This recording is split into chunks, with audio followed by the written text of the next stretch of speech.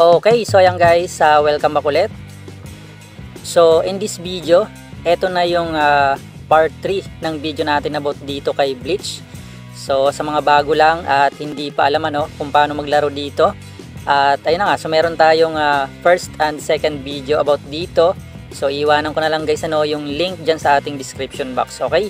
And ito nga is part 3 na kung saan ituturo ko na sa inyo guys kung paano ba kumita dito. And ayan, so simulan na natin So una, kinakailangan nyo muna dito guys na tapusin yung normal mode dito. Okay, so kinakailangan nyo muna tapusin yung normal mode para ma-unlock po yung elite mode. Okay, so which is dito tayo guys mag-earn ng mga item sa elite mode. At yung mga item na yon, yun po yung i-sell natin sa market. Okay, so kinakailangan natin magpunta dito sa elite mode.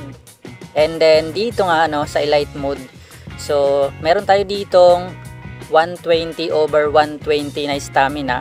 So kapag naubos po yan, ang gagawin natin is kinakailangan natin bumalik ulit in the next day. Okay, so mag-generate yan after 1 day ulit. And then saka lang ulit tayo guys dito pwede makapag-farm sa elite mode. Okay, so makikita nyo dito sa first level kung titignan natin, meron tayo ditong mga item na makukuha. Ayan, okay. So yan po guys yung mga kinakailangan natin na mga item na pwede natin i-sell sa market. Okay, so especially yung pinaka spirit stone kasi yan talaga yung nako-convert into USDT. So ang gagawin lang natin dito is kinakailangan natin makipag-battle, and kinakailangan natin dito rin maghingi ng support doon sa ibang karakter natin. So click lang natin ito, ayan.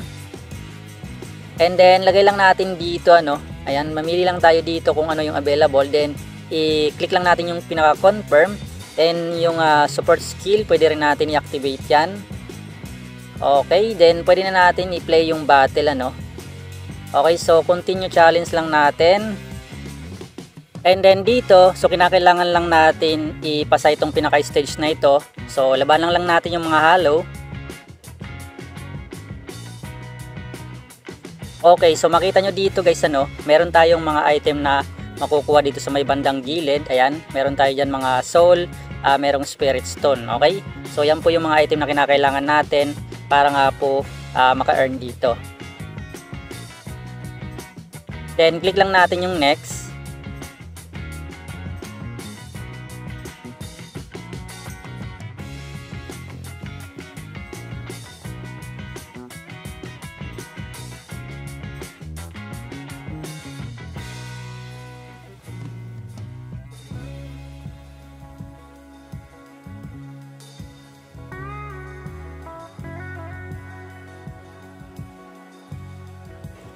Okay, so makita nyo guys yung mga item na nakukuha natin dito sa gilid. So yan po yung mga item or spirit stone na pwede natin makuha dito sa elite mode.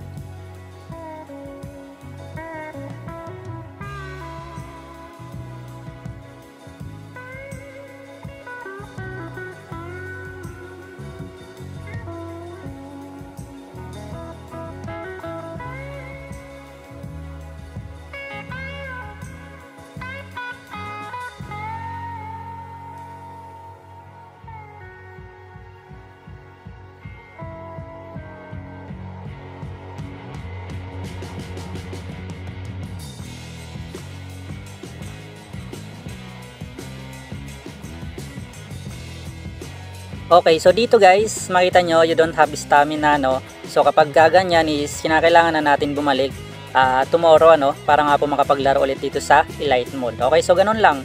Then after nyan, makita na natin dito yung mga item natin dito sa ating pinaka backpack. Eto.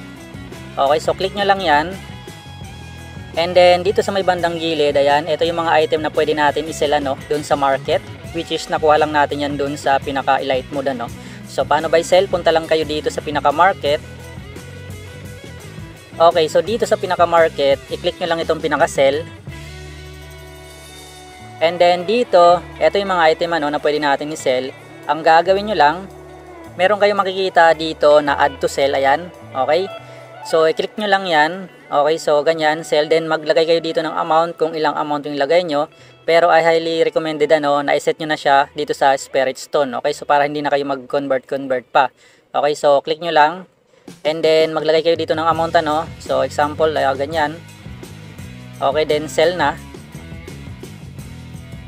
Okay, so successfully listed on the market na nga So once po guys na nabili yan at naging Spirit Stone na, so pwede nyo na siya guys i-withdraw direct sa inyong mga crypto wallet like Bitget, OKX or pinaka Binance natin Okay, so ganyan lang naman guys mag-sell dito sa market. Ayan. And then once po guys na nakapag-sell na nga kayo at meron na kayo ditong pinaka Spirit Stone, so ang gagawin niyo lang, punta lang kayo dito sa pinaka USDT, eto sa taas, i-click nyo lang yan. Punta lang kayo guys sa pinaka exchange. Okay, so i-click nyo lang ito guys, palitan nyo lang yan. Okay, so kung meron na kayo ditong Spirit Stone na na-farm dun sa pinaka light mode, so example meron kayo ditong 1,000 stone.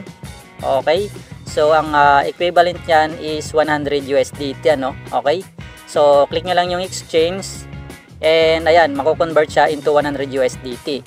And then kapag na-convert nyo na, pwede nyo na siya guys i-withdraw. So sa pag-withdraw naman, click nyo lang itong pinaka-withdraw button. And then dito sa pag-withdraw, pwede kayo guys gumamit ng network na TRC20, ERC20 at saka BIP20. Okay, so lagay nyo lang dito yung pinaka wallet address nyo, syempre yung amount, and then pwede nyo na siya guys i-click itong pinaka withdraw. So ganun lang naman at napakadali lang naman mag-withdraw dito. So ayan guys, siguro hanggang dito lang muna and don't forget to use my referral code para makakuha nga kayo ng pinaka benefits So input nyo lang dito guys sa referral code. Okay, so click nyo lang yan. And then meron kayong makikita dito guys na referral code sa comment section. Pwede nyo nilagay yan dyan guys. And ayun, kung meron naman kayong katanungan, pwede kayo guys mag-join dun sa ating pinaka-exclusive Telegram group.